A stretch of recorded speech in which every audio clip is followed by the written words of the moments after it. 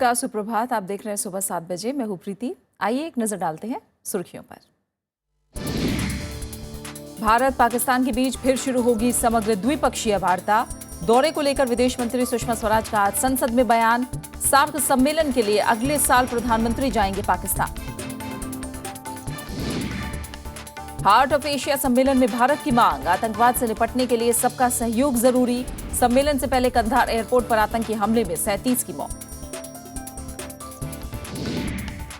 केंद्रीय कैबिनेट ने दालों के भंडारण के फैसले को दी मंजूरी। कीमतों में उतार चढ़ाव और महंगाई पर लगाम की कोशिश। रियल एस्टेट बिल को भी मंजूरी। नेशनल हेराल्ड मामले पर लगातार दूसरे दिन संसद में गतिरोध। राहुल का आरोप, पीएमओ के इशारे पर बदले की कार्रवाई, सरकार ने मांगे सबूत। और तमिलनाडु बाढ़ को राष्ट्रीय आपदा घोषित करने की मांग। जयललिता ने प्रधानमंत्री को लिखी चिट्ठी। राज्य सरकार ने लोगों से राहत में मांगी मदद।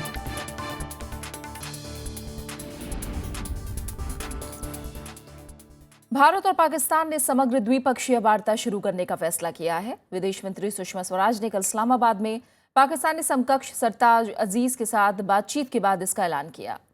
इसके बाद अब तारीखें तय करने के लिए जल्द ही दोनों देशों के विदेश सचिवों की मुलाकात होगी। संयुक्त राष्ट्र महासचिव बान की मून ने वार्ता बहाली का स्वागत किया है। हालांकि दोनों देशों के बीच क्रिकेट सीरीज पर अभी तक कुछ साफ नहीं हुआ है।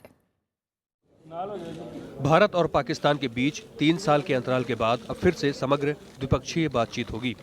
विदेश मंत्री सुषमा स्वराज की पाकिस्तान के प्रधानमंत्री नवाज शरीफ और विदेश मामलों के सलाहकार सरताज अजीज के साथ मुलाकात के बाद ये साझा बयान जारी किया गया। हमने तय किया है कि हम नए सिरे से उसको कॉम्प्रिहेंसिव बायलैटरल डायलॉग कहेंगे। कॉम्प्रिहेंसिव बायलैटरल डायलॉग में वो सभी पिलर्स होंगे जो कॉम्पोजिट डायलॉग में थे, पर उसके अलावा भी कुछ और चीजें जोड़ी जा सकती हैं। इस साझा बयान के मुताबिक समग्र द्विपक्षीय वार्ता में परस्पर विश्वास बहाली के कदम, सियाचिन, सरक्रीक, वुलर बराज, तुलबुल नौवहन परियोजना, आर्थिक एवं वाणिज्यिक सहयोग, आतंकवाद विरोधी लड़ाई, मादक पदार्थों पर अंकुश, मानवीय मुद्दे, जनता के बीच परस्पर आदान प्रदान तथा धार्मिक पर्यटन के मुद्दे भी शामिल होंगे। दोनों देशों के इस साझा बयान में आतंकवाद की निंदा की गई है और इसका खात्मा करने के लिए सहयोग का संकल्प लिया गया है। सुषमा स्वराज ने कहा कि ये वार्ता किस तरह आगे बढ़ेगी, इसके समय और तौर तरीकों पर आगे फैसला लिया जाएगा। इस कॉम्प्रिहेंसिव बायलैटरल डायलॉग को आगे कैसे बढ़ाया जाए, इसके लिए दोनों देशों के फॉरेन सेक्रेटरीज को हमने कहा है कि वो बैठ करके शेड्यूल भी इसका तय कर लें और मोडेलिटीज भी। शेड्यूल यानी कब कब किस किस पिलर की मीटिंग होगी, और मोडेलिटीज यानी कौन कौन सेक्रेटरी या किस लेवल पर ये डायलॉग होगा। इसके अलावा पाकिस्तान ने भारत को मुंबई हमले की सुनवाई को जल्द निष्कर्ष तक पहुंचाने के लिए इसे तेज करने के लिए कदम उठाए जाने का भरोसा दिया है। विदेश मंत्री आज संसद में पाकिस्तान के साथ बातचीत के बारे में बयान देंगी। Bureau report, Rajya Sabha TV. Bharat ने पाकिस्तान से अफगानिस्तान और भारत के बीच ट्रकों के आने जाने की खुली छूट देने की मांग की है। विदेश मंत्री सुषमा स्वराज ने कल इस्लामाबाद में हार्ट ऑफ एशिया सम्मेलन में शामिल देशों से किसी भी तरीके से आतंकवाद को पनाह नहीं देने की नीति अपनाने को कहा। पाकिस्तान के प्रधानमंत्री नवाज शरीफ ने सुषमा स्वराज की बातों से हामी भरते हुए आतंकवाद को सबका दुश्मन बताया, लेकिन अफगानिस्तान के राष्ट्रपति अशरफ गनी ने पाकिस्तान पर इसमें शिथिलता बरतने की शिकायत की। हार्ट ऑफ एशिया सम्मेलन का मुख्य एजेंडा अफगानिस्तान में शांति बहाली की प्रक्रिया में सहयोग था, जिससे मध्य एशिया और दक्षिण एशिया के बीच व्यापार का रास्ता खुल सके, साथ ही आतंकवाद को अलग थलग किया जा सके। विदेश मंत्री सुषमा स्वराज ने कहा कि आतंकवाद से निपटने के लिए सबका सहयोग जरूरी है। उन्होंने इशारों में साफ कर दिया कि आतंकवाद के मसले पर पाकिस्तान को अपना नजरिया बदलना होगा। that the forces of terrorism and extremism do not find sanctuary and safe haven in any name, form or manifestation. We in Afghanistan's proximity have a particular responsibility in this regard. Pakistan के प्रधानमंत्री नवाज शरीफ ने भी माना कि इलाके में शांति के बगैर विकास मुमकिन नहीं है, लेकिन अफगानिस्तान के राष्ट्रपति अशरफ गनी ने आतंकवाद के खिलाफ पाकिस्तान की कार्रवाइयों को असफल बताया। उन्होंने कहा कि पाकिस्तान की चुनिंदा कार्रवाइयों से आतंकवाद तो नहीं रुक रहा है, बल्कि उल्टे अफगानिस्तान में शरणार्थियों की नई समस्या खड़ी हो गई है। Unfortunately, recent events in Pakistan have forced us to host close to 350,000, 500,000 of Pakistani refugees in our soil. The refugee issue is a common issue like other issues that confront us. Bharat ने अफगानिस्तान को मदद जारी रखने का भरोसा दिया। अफगानिस्तान को विकास की धारा में जोड़ने के लिए सबसे जरूरी है पाकिस्तान के रास्ते दक्षिण और पूर्वी एशिया को जोड़ना। लेकिन पाकिस्तान इसमें अड़चन डालने के साथ ही राजनीतिक मतभेदों की वजह से व्यापार के अवसरों को भी बढ़ने नहीं देता। विदेश मंत्री सुषमा स्वराज ने पाकिस्तान को इस नीति को बदलने की सलाह दी। पाकिस्तान के प्रधानमंत्री नवाज शरीफ ने सुषमा स्वराज की बातों से हामी तो भरी, लेकिन कोई ठोस आश्वासन देने से बचे। Let me take this opportunity to extend our hand to Pakistan as well. It is time that we display the maturity and self-confidence to do business with each other. I am confident that the Islamabad Declaration to be adopted by this conference will identify a way forward to the participants of the Heart of Asia process for strengthening regional connectivity in pursuit of a better future for our peoples. Afghanistan में शांति स्थापित करने के इरादे से 2011 में जब इस तरह का पहला आयोजन किया गया तो उसमें भारत को आमंत्रित नहीं किया गया। पाकिस्तान को इसमें भारत की भूमिका से आपत्ति थी, लेकिन बाद में भारत ने इस सम्मेलन में शिरकत भी की और अगले साल भारत में ही ये सम्मेलन आयोजित किया जा रहा है। इलाके में शांति और विकास के लिए सकारात्मक कदम मानते हुए विदेश मंत्री सुषमा स्वराज ने इस प्रक्रिया में शामिल सभी देशों को भारत आने का न्योता भी दिया। अखिलेश सुमन, राज्यसभा टीवी। और अब कुछ और अहम खबरें। दाल की कीमतें काबू करने के लिए सरकार ने दालों के भंडारण का फैसला लिया है। आर्थिक मामलों की मंत्रिमंडलीय समिति ने कीमतों में उतार चढ़ाव और महंगाई पर काबू पाने के लिए कल इसके भंडारण को मंजूरी दे दी। ये फैसला तत्काल प्रभाव से लागू हो जाएगा। समिति ने फिलहाल खरीफ फसल से करीब 50,000 टन और चालू रबी फसल से 1 लाख टन दाल की खरीद का फैसला लिया है। भारतीय खाद्य निगम, नेफेड और लघु कृषि व्यापार कंसोर्शियम यानी SFAC बाजार मूल्य पर इनकी खरीदारी करेंगे। मूल्य संतुलन कोष से इन दालों की खरीदारी न्यूनतम समर्थन मूल्य से ऊपर बाजार मूल्य पर की जाएगी। आर्थिक मामलों की मंत्रिमंडलीय समिति ने जरूरत के हिसाब अनुसार दालों के आयात का भी फैसला किया है। वाणिज्य मंत्रालय के जरिए इनका आयात होगा। अगर दालों की कीमत न्यूनतम समर्थन मूल्य से कम हुई तो न्यूनतम समर्थन मूल्य पर खरीदारी की जाएगी। फिलहाल दाल 190 रुपए प्रति किलो के हिसाब से बिक रही है। कैबिनेट ने कुछ संशोधनों के साथ रियल एस्टेट नियामक और विकास अधिनियम 2015 को मंजूरी दे दी है। विधेयक का मकसद उपभोक्ताओं के हितों का संरक्षण और रियल एस्टेट आदान प्रदान को पारदर्शी बनाना है। इसके जरिए यह भी सुनिश्चित किया जाएगा कि परियोजनाएं समय पर पूरी हों। सरकार ने कांग्रेस और CPM की इस मांग को भी मंजूर कर लिया है कि इसमें वो ये मांग कर रही थी कि डेवलपर प्रोजेक्ट का 70% हिस्सा प्रोजेक्ट अकाउंट में जमा कराएं। हालांकि सेलेक्ट कमेटी ने इसे 50% करने की सिफारिश की थी, लेकिन कांग्रेस की मांग को देखते हुए सरकार ने इसे 70% कर दिया है। इस बिल में उपभोक्ताओं के हितों की सुरक्षा के लिए रियल एस्टेट रेगुलेटरी अथॉरिटी के गठन का भी प्रावधान किया गया है। इसके प्रावधान रिहायशी और व्यावसायिक दोनों संपत्तियों पर लागू होंगे। इसके अलावा बिल्डर और रियल एस्टेट एजेंटों को रजिस्ट्रेशन को भी अनिवार्य कर दिया गया है। बिल को अब संसद में पेश किया जाएगा।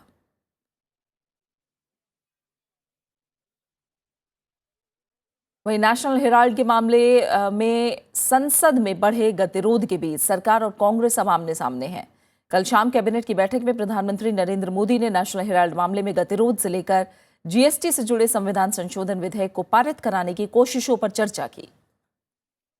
वित्त मंत्री अरुण जेटली और केंद्रीय संसदीय कार्य मंत्री M वेंकैया नायडू ने प्रधानमंत्री को नेशनल हेराल्ड के मामले के बारे में पूरी जानकारी दी। इस मामले में 19 दिसंबर को कांग्रेस अध्यक्ष सोनिया गांधी और उपाध्यक्ष राहुल गांधी को पटियाला हाउस कोर्ट में पेश होना है। सूत्रों के मुताबिक बीजेपी ने कांग्रेस के आरोपों का खंडन करने के लिए अभियान चलाने का फैसला किया है, लेकिन इसके साथ ही सरकार GST और रियल एस्टेट जैसे बिलों को राज्यसभा से पारित कराने के लिए भी कोशिशें तेज करेगी।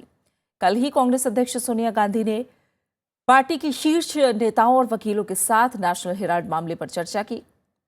इसमें राज्यसभा में नेता सदन गुलाम नबी आजाद, लोकसभा में कांग्रेस के नेता मल्लिकार्जुन खड़गे और पार्टी के मुख्य प्रवक्ता रणदीप सुरजेवाला मौजूद थे। बैठक में मौजूद रहे कांग्रेस नेता P चिदंबरम ने कहा कि पार्टी सरकार की तरफ से जीएसटी बिल पर किए जा रहे संशोधनों के बारे में अभी भी जवाब का इंतजार कर रही है। कांग्रेस की कोशिश है कि संसद में अवरोध और जीएसटी बिल के विरोध पर उसकी छवि खराब ना हो।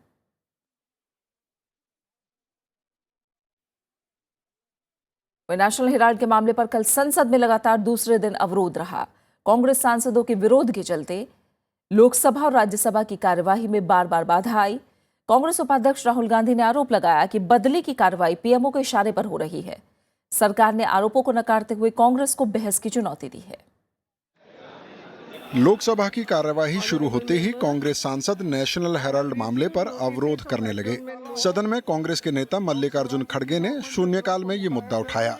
उन्होंने सोनिया गांधी और राहुल गांधी की मौजूदगी में सरकार पर बदले की भावना से काम करने का आरोप लगाया। इस देश में कैसे दो अलग अलग कानून हैं, एक रूलिंग पार्टी के लिए, एक उनके लिए, और दूसरा जो गुजरात में विरोधी पक्ष के नेता है शंकर सिंह वाघेला के घर पे रेड होता है, यहाँ पर शिवराज सिंह घोटाला करते हैं उनके घर पे, या उनको आज तक इंक्वायरी नहीं की गई। इस मसले पर टीएमसी भी कांग्रेस के साथ मजबूती से खड़ी दिखी।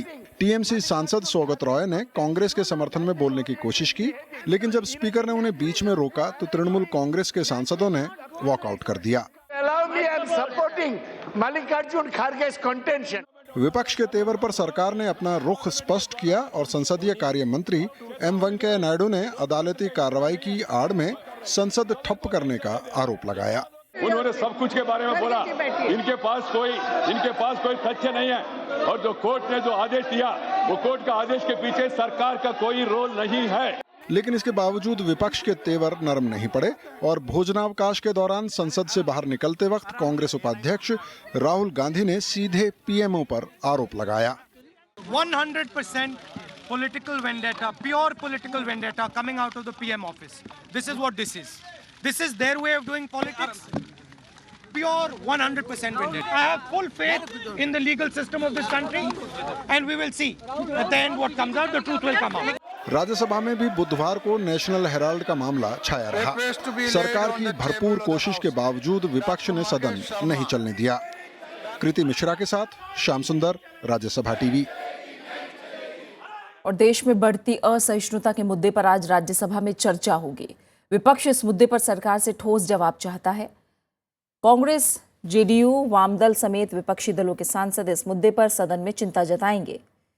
सीपीएम सांसद सीताराम येचुरी चर्चा की शुरुआत करेंगे। इसके अलावा बहस में सांसद Derek O'Brien, Ahmad Hasan, Dola Sen, Tapan Kumar Sen, TK Rangarajan, T Subbarami Reddy, KN. Balagopal, PL Punia, D Raja, Shantaram Naik समेत कई सदस्य हिस्सा लेंगे। मौजूदा सत्र के दौरान लोकसभा में इसी मुद्दे पर चर्चा हो चुकी है। लोकसभा से भारतीय ट्रस्ट संशोधन विधेयक बुधवार को आम राय से पारित हो गया। विधेयक में ट्रस्ट को निवेश के लिए ज्यादा अधिकार देने का प्रावधान है। मूल कानून साल 1882 में बना था। संशोधन विधेयक में ट्रस्टों के धन के निवेश से जुड़े निरर्थक प्रावधान खत्म किए गए हैं। वहीं केंद्र सरकार निवेश के लिए नई श्रेणियां बना सकेगी। ट्रस्टियों को भी ज्यादा अधिकार मिलेंगे। कई सदस्यों ने ट्रस्ट के लिए व्यापक कानून लाने की मांग की। वित्त राज्य मंत्री जयंत सिन्हा ने इसका भरोसा भी दिलाया। We are proposing a set of financial instruments. The trust lays them out, the Act lays them out very clearly. And what we have said in effect is that if we put this in place, the Indian Trust Act will be ready for the 21st century. BJP ने राष्ट्रपति प्रणब मुखर्जी से हिमाचल प्रदेश के मुख्यमंत्री वीरभद्र सिंह को हटाने की मांग की है। पार्टी के एक प्रतिनिधिमंडल ने कल राष्ट्रपति से मुलाकात करके उन्हें ज्ञापन सौंपा। इसमें वीरभद्र सिंह पर लगे आरोपों की जानकारी दी गई है। बीजेपी नेताओं ने कहा कि सीबीआई और प्रवर्तन निदेशालय वीरभद्र सिंह के खिलाफ जांच कर रहे हैं, इसलिए उन्हें पद पर रहने का कोई हक नहीं है। हमने उनको हटाने की मांग की है, क्योंकि स्वयं तो हटे नहीं। हमने कहा नैतिक का तकाजा है, तो हमने राष्ट्रपति महोदय को कहा है कि उनको तुरंत अपने पद से हटाया जाए, ताकि हिमाचल प्रदेश की जनता को राहत मिले। खबरें जा रही है, लौट रहे हैं एक छोटे से ब्रेक के बाद।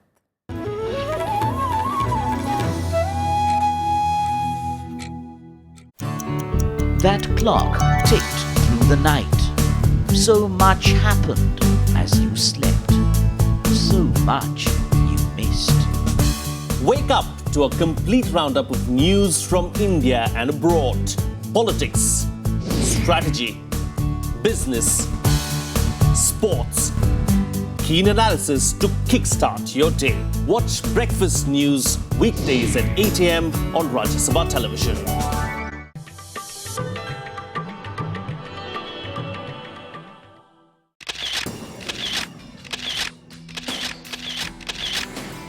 राष्ट्रपति भवन का ताम्र गुंबद आलीशान और बेजोड़। सांची के बौद्ध स्तूप से प्रभावित इस गुंबद की ऊंचाई बाकी इमारत से करीब 2 गुनी। 6 अप्रैल 1929 को बनकर हुआ तैयार। ये शानदार गुंबद राष्ट्रपति भवन की स्थापत्य कला और खूबसूरती को लगाता है 4 चांद।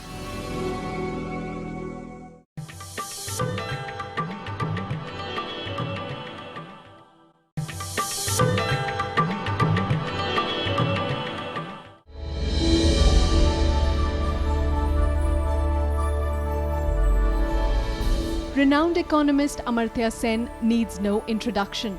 Recipient of the Nobel Prize for Economics in 1998, Sen has always shown a keen interest in the problems of the underprivileged. He has made immense contributions to the discipline of welfare economics and social choice theory, and his books have been translated into more than 30 languages. In 2010, Amartya Sen was listed among the world's 50 most influential people who matter.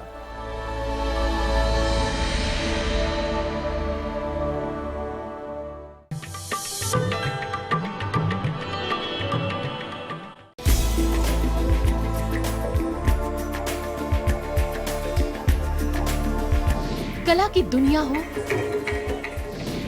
या साहित्य का संगम,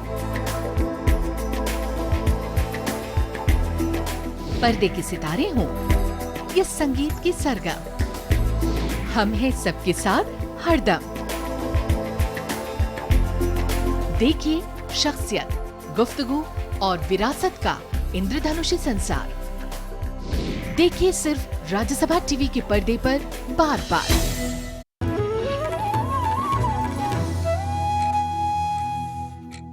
दिल्ली में गाड़ियों के सम विषम फॉर्मूले पर मुख्यमंत्री अरविंद केजरीवाल ने गृह मंत्री राजनाथ सिंह से कल मुलाकात की। मुलाकात को सकारात्मक बताते हुए उन्होंने कहा कि गृह मंत्री ने भरोसा दिया है कि इसमें दिल्ली पुलिस पूरा सहयोग करेगी।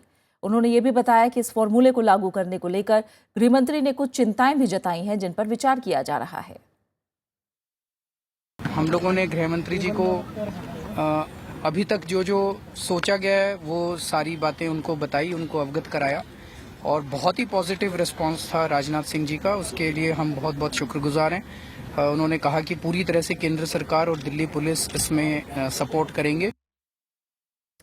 नंबर प्लेट के आधार पर गाड़ियां चलाने के मसले पर दिल्ली हाईकोर्ट से दिल्ली सरकार को बड़ी राहत मिली है।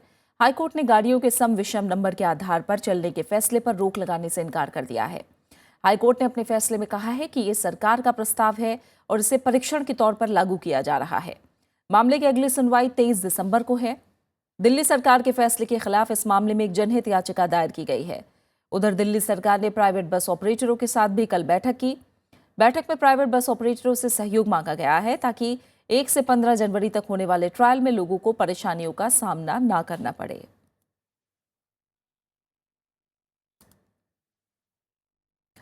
रेल प्रणालियों की सुरक्षा के लिए बुधवार को दिल्ली में एक अहम बैठक हुई। इस बैठक में देश विदेश की रेल सुरक्षा से जुड़े बड़े अधिकारी शामिल हुए। बैठक में रेल को निशाना बनाने वाले आतंकी संगठनों और उग्रवाद को रोकने के लिए रणनीति बनाने पर चर्चा हुई। बैठक में खुफिया तंत्र को मजबूत करने पर भी जोर दिया गया।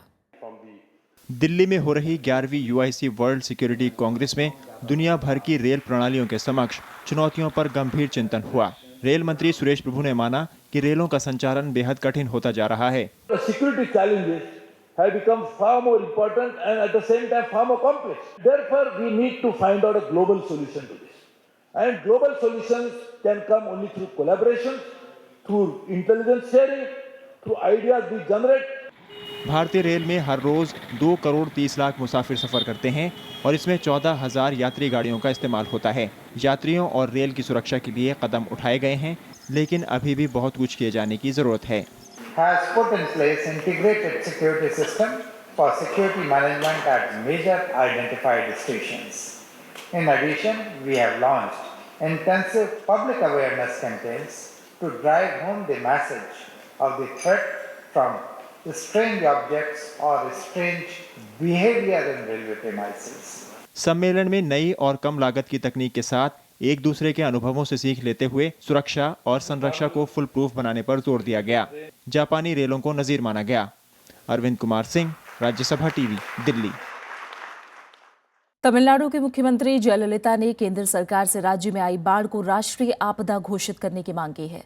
इसके लिए जयललिता ने प्रधानमंत्री नरेंद्र मोदी को चिट्ठी लिखी है। इसके अलावा उन्होंने लोगों के पुनर्वास के लिए कई राहत भी मांगी हैं। इसमें बीमा विवादों का तेजी से निपटारा, सस्ते कर्ज और एक्साइज ड्यूटी से छूट जैसी मांगे हैं। साथ ही राज्य सरकार ने लोगों से पुनर्वास में बढ़ चढ़कर मदद की अपील की है। शहर और आसपास के इलाकों में पुनर्वास का काम जारी है। भोजन और पानी की आपूर्ति को बनाए रखने पर मुख्य जोर है। चेन्नई के जवाहरलाल नेहरू स्टेडियम में एक विशेष सेल बनाया गया है जो बाढ़ पीड़ितों के लिए राहत सामग्री जमा कर रहा है। इस बीच चेन्नई से हवाई सेवा पूरी तरह से बहाल हो गई है। हालांकि अभी काम भी नहीं चलता है, बहुत पानी हो गया रूम में। ஸ்கூல் திறந்து ஒரு மாசம் ஆயிடுச்சு, பசங்களுக்கு புக் இல்ல, ஒன்றும் இல்ல, எல்லாம் ஸ்கூல் போகாத கஷ்டப்படுதுங்க। காய்கறி விலையெல்லாம் ஏறி போய் கிடக்குது, ஒன்றும் வாங்கி சமைச்சு சாப்பிட முடியல, இருக்கிறதுக்கு இடம் இல்ல, தங்கறதுக்கு வசதி இல்ல, யாரும் எதுவும் செய்ய மாட்டேங்கிறாங்க எங்களுக்கு। कुछ राज्यों में बेमौसम बारिश और उसके बाद आई बाढ़ को देखते हुए सरकार देश भर में बाढ़ पर नजर रखने के लिए 100 और केंद्र स्थापित करेगी। जल संसाधन मंत्रालय के मुताबिक मौजूदा पंचवर्षीय योजना के तहत पहले चरण में 40 केंद्र स्थापित किए जाएंगे। इनमें अरुणाचल प्रदेश में 3, हिमाचल प्रदेश में 1, केरल में 2, राजस्थान में 12, सिक्किम में 8 और तमिलनाडु में 14 केंद्र होंगे। बाकी के केंद्रों को उन राज्यों के बीच हुए इलाकों में लगाया जाएगा जहां पर पहले से ही केंद्रीय जल आयोग के बाढ़ पूर्वानुमान केंद्र स्थापित है। केंद्रीय जल आयोग देश भर में बाढ़ पर नजर रखने का काम करता है।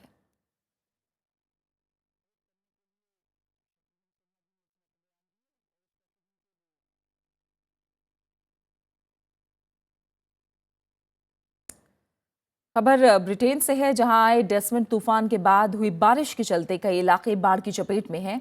बाढ़ का असर उत्तर पश्चिमी ब्रिटेन में सबसे ज्यादा दिख रहा है। बारिश की वजह से कई इलाके पानी भरने की वजह से डूब गए हैं। इससे जनजीवन पर बुरा असर पड़ा है। इस तूफान की वजह से लोगों का जनजीवन अस्त व्यस्त हो गया है और लोग बिजली और पानी की किल्लत से जूझ रहे हैं। बाढ़ से हजारों लोगों को अपने घरों से पलायन करना पड़ा है। पानी में फंसे लोगों को सुरक्षित निकालने के लिए बचाव दल की कई टीमें तैनात की गई हैं और बचाव कार्य जोरों से चल रहा है। बाढ़ में फंसे लोगों के लिए बचाव दल खाने पीने की चीजों को लोगों तक पहुंचाने का काम कर रहे हैं। वहीं ब्रिटेन के प्रधानमंत्री डेविड कैमरन ने बाढ़ प्रभावित इलाकों का दौरा करके लोगों को हर संभव मदद का भरोसा दिलाया है। पाकिस्तान को भारत से लड़ने की बजाय मिलकर काम करना चाहिए, ये सलाह बांग्लादेश ने दी है। विदेश मामले के सलाहकार गौहर रिजवी ने कहा कि बांग्लादेश को भारत से दोस्ती का फायदा हुआ है। गौहर रिजवी ने यह बात सार्क चार्टर दिवस के मौके पर दिल्ली में आयोजित एक कार्यक्रम में कही। बांग्लादेश के विदेश मामलों के सलाहकार गौहर रिजवी ने पाकिस्तान को 2 टूक सलाह दी है। उन्होंने कहा कि रिश्तों को कैसे बनाया जाता है ये पाकिस्तान को बांग्लादेश से सीखना चाहिए। We in Bangladesh celebrated India's economic success because we realized through India's economic success, Bangladesh will partake in that economic prosperity. Gauhar Rizvi ने पाकिस्तान को भरोसा दिलाया कि दुनिया में भारत ने अपने लिए एक अहम जगह बनाई है। भारत उसे अपने पड़ोसी देशों के साथ बांटना चाहता है। First big changes in India. In the last 2 decades, India's rising success, its affluence, its stature in the international community, its place amongst the great powers has given India a new confidence. Gauhar Rizvi ने ये सारी बातें SAARC charter दिवस पर दिल्ली में आयोजित south Asian university के कार्यक्रम में कहीं। इस कार्यक्रम में पाकिस्तान सहित सार्क सदस्य देशों के प्रतिनिधि और छात्र मौजूद थे। आयोजन के अध्यक्ष कविता शर्मा ने बताया कि रिजवी ने इस विश्वविद्यालय की स्थापना में अहम योगदान दिया है। साउथ एशियन यूनिवर्सिटी दक्षिण एशिया के सभी देशों के युवाओं के बीच पुल बनाने का काम कर रही है। अखिलेश सुमन, राज्यसभा टीवी। बात शेयर बाजार की, जहां बुधवार को लगातार छठे दिन भी गिरावट देखने को मिली। कारोबार में सेंसेक्स और निफ्टी 1% से ज्यादा गिरकर बंद हुए। सभी सेक्टर के शेयरों में बिकवाली देखने को मिल रही है। बीएसई का 30 शेयरों वाला सेंसेक्स 274 अंक की गिरावट के साथ 25,036 के स्तर पर बंद हुआ। वहीं एनएसई का 50 शेयरों वाला निफ्टी 89 अंक गिरकर 7,612 के स्तर पर बंद हुआ। पिछले 6 कारोबारी सत्र में सेंसेक्स में 1,000 से ज्यादा की कमी आई है, तो निफ्टी में 320 अंकों की गिरावट दर्ज की गई है। और अब बुलेटिन के आखिर में एक नजर हेडलाइंस पर। भारत पाकिस्तान के बीच फिर शुरू होगी समग्र द्विपक्षीय वार्ता। दौरे को लेकर विदेश मंत्री सुषमा स्वराज का आज संसद में बयान। सार्क सम्मेलन के लिए अगले साल प्रधानमंत्री जाएंगे पाकिस्तान। हार्ट ऑफ एशिया सम्मेलन में भारत की मांग, आतंकवाद से निपटने के लिए सबका सहयोग जरूरी। सम्मेलन से पहले कंधार एयरपोर्ट पर आतंकी हमले में 37 की मौत। केंद्रीय कैबिनेट ने दालों के भंडारण के फैसले को दी मंजूरी। कीमतों में उतार चढ़ाव और महंगाई पर लगाम की कोशिश। रियल एस्टेट बिल को भी मंजूरी। नेशनल हेराल्ड मामले पर लगातार दूसरे दिन संसद में गतिरोध। राहुल का आरोप, पीएमओ के इशारे पर बदले की कार्रवाई, सरकार ने मांगे सबूत।